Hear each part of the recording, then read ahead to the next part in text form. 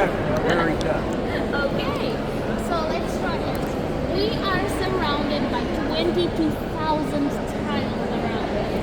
These tiles have plenty of homages to how we lived in the beginning of the 20th century, how the history of the building, and how it became a station. So we know that in the beginning of the 20th century, we became a station in here, Sambento, but the building is from the 18th century. Do you have any idea what it was, a building in the 18th century that was big enough, with space behind, and with a lot of structure and less people, that could become in the 20th century a station? Any idea?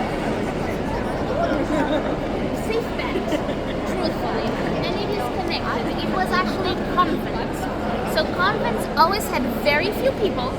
They usually had a flat land behind because of agriculture, so the lines could come in. And then they would have very few people for the square meters of the building. Now, what is the actual name of the structure? The structure, the house, it doesn't have a name. It was Convent of St. Clara, and now it's now the station of St. Bento. Station. Yeah.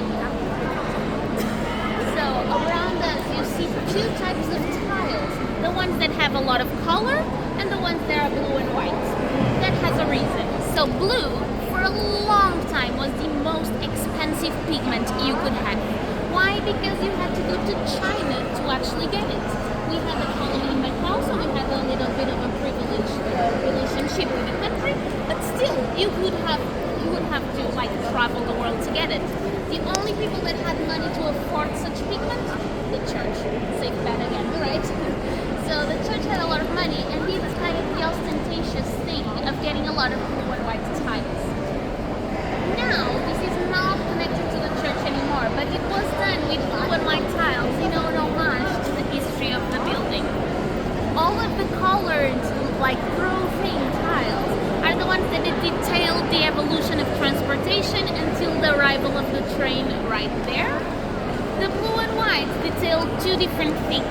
One, we have way of life tiles, are the tiles that we see on this wall right here. So working in the fairs and enjoyment, working with animals and with the mills, working in the river and in the agricultural fields, and then on the other doing religious events. So it was kind of a picture of how people lived in the beginning of the city.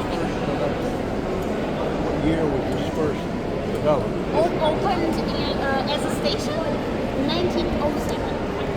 Yeah, this one 1907, and it was needed a full year to put all of the tiles up because they were painted before and separately, and then put up. Yeah.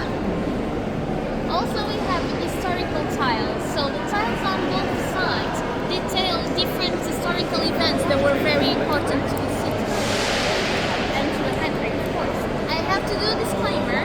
I have to tell you, they don't have different colors, the tiles. They just have a protective white net over them because of all of the construction. They had to protect the tiles from falling when they were exposed in the underground. These two walls still have the... Yeah, I can see down there. Yeah, of course. The color is exactly the same.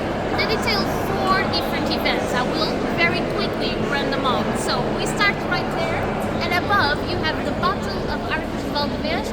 This was the battle that gave us independence in 1143. Then below we have the sacrifice of Egas Muniz. Egas Muniz was a man that was sent by the King of Castile, what we now know one of the kingdoms of Spain. He was sent to meddle in the business of war and make sure Portugal would never build a permanent country. This was the moment he realized he failed and went to the king and offered him his life and the life of the members of his family. And actually the king forgave him and spared his life and recognized the independence of Portuguese. That gives us 100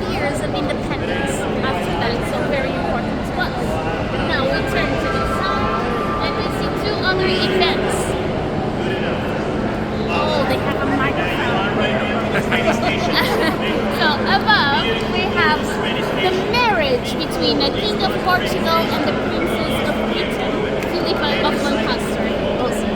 And this marriage was the beginning of the oldest allyship in the world between Portugal and Britain. And below, we have Henry the Navigator, so the same guy that was pointing to Brazil just a minute ago. He's there getting victorious into Ceuta, but you might notice around him, war is still going down. It was not a peaceful affair at all. Okay. You might notice two other things in the ceiling. So the ceiling has two words, Minho there and Douro over here. Why? Minho and Douro are both names of rivers, but also names of regions in Portugal. So if you can see there, Portugal, split it in half. You have south and north. Take the north, split it in half. So the interior part is Douro, part near the river, the sea, sorry, Minho. So this station only travels to the north. Of course, if you want to go to Lisbon,